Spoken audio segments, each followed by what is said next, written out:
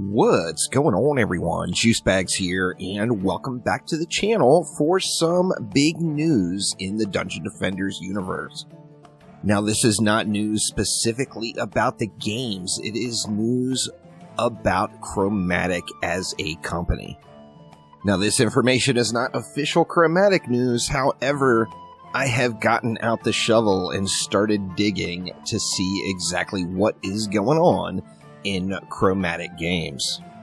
Now, over the course of the last several weeks and even months, people have been asking over and over again about what's happening and what's going on down there at Chromatic. We got the Dungeon Defenders Awakened PTR. All of a sudden, there's lots of focus and changes going back into Dungeon Defenders Awakened. And then right as the PTR is in full swing, all of a sudden we get an update for Dungeon Defenders Going Rogue. Lots of players out there were a little confused and said, WTF is happening here? We're expecting this DDA update. Why are they all of a sudden switching gears and changing over to Dungeon Defenders Going Rogue? Well, the fact to the matter is they are not switching gears, and they have completely restructured how Chromatic Games operates. Now, you all know I love my long-winded synopsises, so if you just want the TLDW, there's going to be timestamps down below, chapters on the bar. You can skip right ahead to the juicy information at the end. But let's go ahead and compare Chromatic Studios to, say, a restaurant that specializes in serving hot dogs, hamburgers, and fried chicken. You got 3 different dishes that are going out regularly. However, there's one person that is in charge of the entire operation that stands up front, and this person really prefers fried chicken over hamburgers and hot dogs. Now, what ends up happening is the person up front ends up yelling back to the 3 cooks and saying, more fried chicken, we want fried chicken.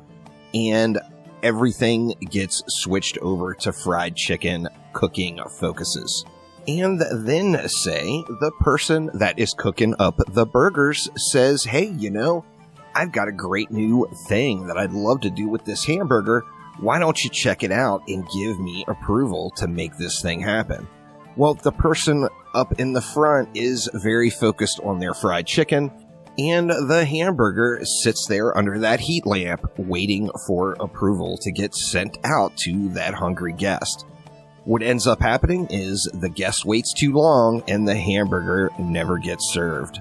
And then, say, the chef that's dishing up the hot dogs has a super secret sauce that he wants to add on to those hot dogs and ships it up front for approval, and it doesn't get approved.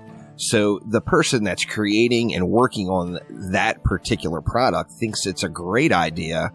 However, there is one person up front that really heavily likes their fried chicken anyway that just doesn't want the change to the hot dogs, even though it could be something new and exciting. Now, we as the customers, some of us love hot dogs, some of us love hamburgers, and some of us love fried chicken. And there is absolutely nothing wrong with that, of course, but what happens is we stand in this restaurant waiting for the product that we want to eat, and it either takes forever to get delivered, or it gets delivered in a way that is not exactly how we want it. Now, what Chromatic has done internally has taken away the guy up front and left each individual chef in charge of their own particular product. So you've got one chef that is completely focused on making the world's greatest hot dog. You got another chef that is really focused on pumping out some high quality burgers. And then another chef that is dishing out the fried chicken just like we're all going to want it. Now, with this structure, we end up getting 3 different products that each product has a defined leadership on that individual role, and they can deliver us the products that we want in a timely manner, whether you want hot dogs, hamburgers, or fried chicken. And they can innovate new ways to bring these products to us in a way that we are going to want, and can do all this in a much more timely manner. So this is basically how we managed to get a PTR for Dungeon Defenders Awakened. We just got a Dungeon Defenders 2 update not too long ago, and then we just got a new early access update for Dungeon Defenders Going Rogue all at the same time.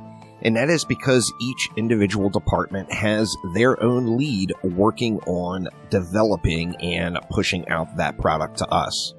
Now, the TLDW of this whole thing would be that Chromatic has now created individual teams that are all working on their own product.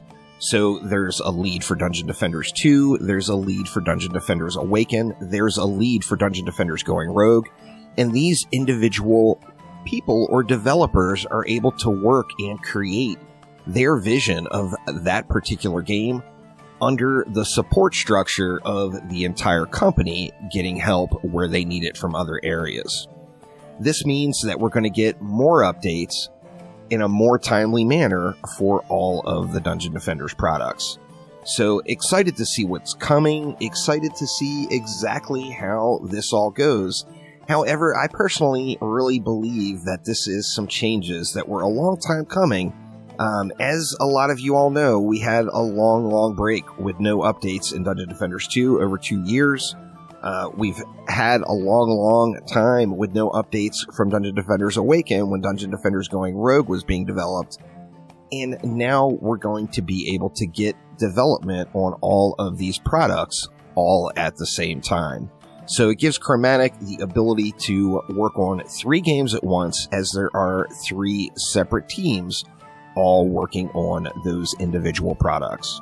So if you have any questions or comments, make sure to let me know down below, and I will do my best to get them all answered for you as best that I can. But that will do it for now. Thanks a ton for watching, and I will see you next time around. Take it easy.